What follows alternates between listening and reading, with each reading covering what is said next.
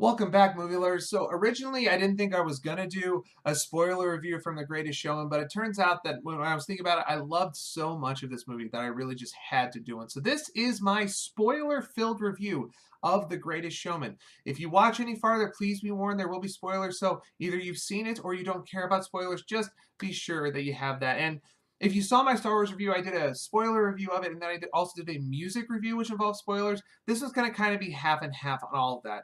And first, I want to talk about the story arc of P.T. Barnum, and really the story and the idea behind the entire story. I really thought the theme of this whole thing, much like with La La Land, was contentment. Content and just really going through everything and understanding that while you may have this dream, dreams can change. Now, obviously, this went through completely different route than it did in La La Land. For this one, it seemed more like P.T. Barnum really just wanted to keep going for the next big thing. And when you're always looking for the next big thing, you sometimes forget what you already have.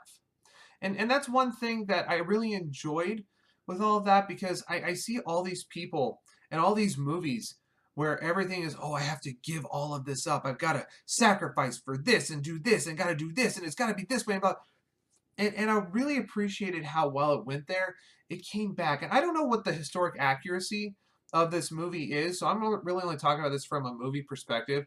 But when he finally finds a job that he enjoys, he brings these people together as a family, and then he wants to do more. I mean, using Jenny Lind for the beginning to really promote was great, but then adding the tours, like, oh, I got to do more, I got to do more, I got to be better, I got to be better. Seems like he always has to one up himself, and I'm not saying that's a bad thing. If you're one of those people that has to one up yourself, that's good. That actually improves you. But the one thing he lost sight of, and I was really glad he came back to, was he lost sight of what he had. And like I said, it's another one of the stories that Michael Gracie has done so well twice now in 2 years, where you see what you could have had, you see what you can have, forgetting what you do have, and learn to be content with it. And I think the last shot with Hugh Jackman saying, "This is the greatest show," or "This is all I'll ever need," I forgot what exactly the words were, but this is all he'll ever need. Watching his daughters just grow up. I mean, that I thought was just brilliantly done on all of that. And I thought everything was just wow. It really came together at the end. I really enjoyed how that whole story was quite well done. I thought everybody got a chance to tell their story. Okay, you got to understand that while it was all, yeah, centered around P.T. Barnum, you had everybody's story in there. Like, as he was going through, he gets Jenny Lind, okay? And he goes through all of that and he sees his people, but he's like, oh no, I'm about to get a lot of money. And he thinks about helping them and keeping the circus going and really improving himself in that, but he forgets that they're people. And seeing their reaction of like they're used to just cowering in the shadows and going away, but then now it's like, wait, I've got a family. People actually like me for me. I don't have to change. And this is me. That song was just really brilliant through the whole thing, and I highly enjoyed that as well. And then him discovering what he did to them, and really from there discovering what he did to his wife and what really everything led to. It was a brilliantly done story through all of that, where, like I said, everybody I think really got a good shot on that. Now, once I was done with watching this movie, we're moving on to the music right now. The first thing I did when I got back to my parents' house was I actually downloaded the soundtrack to it, and I started listening to it. And that opening that they had with the bleachers, which has been on all the trailers before, I know. I will say this: when you listen to it on the CD, it gets a little bit long. Okay, you got like that sort of chanting with the stomping and everything. And when you're listening to 42 seconds of that without watching what's on the screen and getting that, it gets a little long. But The Greatest Show, that was just a brilliant song. Really sets it up and then ends it extremely well, where you see these sort of transition from it's just PT show. Okay, if you didn't notice, it's the same song at the beginning and the end, but at the beginning only PT is singing it. Okay, then at the end you have Zac Efron's character, you've got Zendaya's character, you've got Letty Letts, the bearded lady. You have all of them singing it while he's just kind of in the background. and kind of goes away. It really shows that sort of passing of the torch on that just a little bit.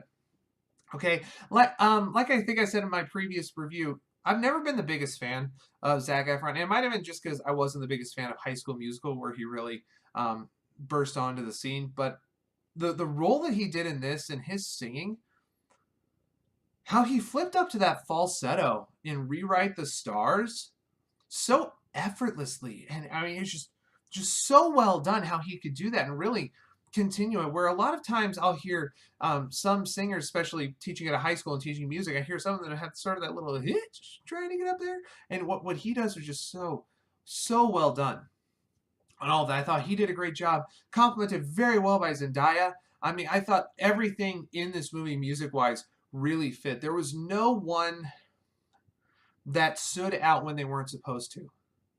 Okay, I mean, you had Keela Settle, who's obviously probably the most well known of the. I don't want to call him this, but there's really no his unique people. Probably the most well known is the bearded lady. You know, when you think about the uniqueness of them, the bearded lady comes out and everything. You don't really remember the dog boy as much. You don't really remember.